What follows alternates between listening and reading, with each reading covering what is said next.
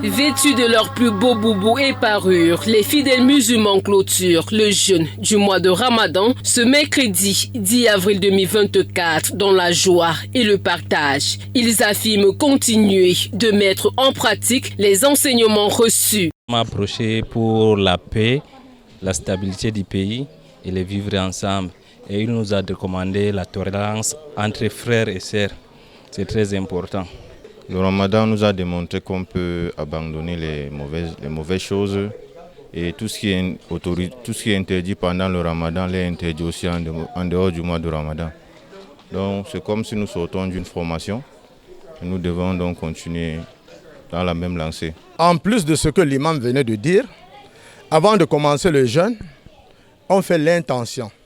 L'intention de laisser tout ce que Dieu a interdit, de faire tout ce qui a été autorisé.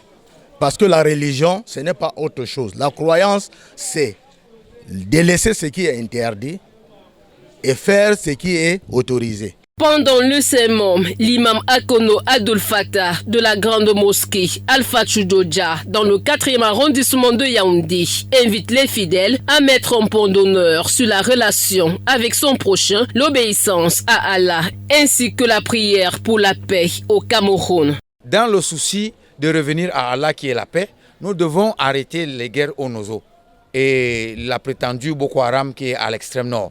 Et les gens doivent c'est-à-dire abolir les contrats qu'ils ont, les engagements qu'ils ont eu avec les uns et les autres dans le cadre de semer la panique et en espérant quelque chose. Et donc ils doivent arrêter ça dans le souci de protéger la patrie. L'imam Akono les invite à pratiquer ce qu'ils ont reçu, notamment l'intention, l'abstention et l'aumône. Le jeûne a commencé par l'intention et il s'est poursuivi par l'abstention. Et il s'est achevé par l'aumône, le partage avec l'autre. Donc lorsqu'on jeûne, on prend l'intention d'obéir à Allah. Et deuxièmement, on a la ferme volonté d'arrêter ce qu'Allah nous interdit, d'où l'abstention. Donc, et maintenant, quand on jeûne, on a pratiqué cette abstention-là dans l'obéissance à Allah subhanahu wa ta'ala et le refus de désobéir à Allah dans ce qu'il nous a interdit. Après la prière, ces fidèles comptent cultiver l'amour du prochain, même après la rupture des 30 jours de jeûne. C'est la joie, on doit manger, on doit se réjouir, cultiver l'amour du prochain beaucoup plus. On doit cultiver l'amour du prochain parce que c'est ce qu'on nous demande, il n'y a rien d'autre. Le croyant est celui dont les mains ou la bouche ne causent pas du tort à autrui.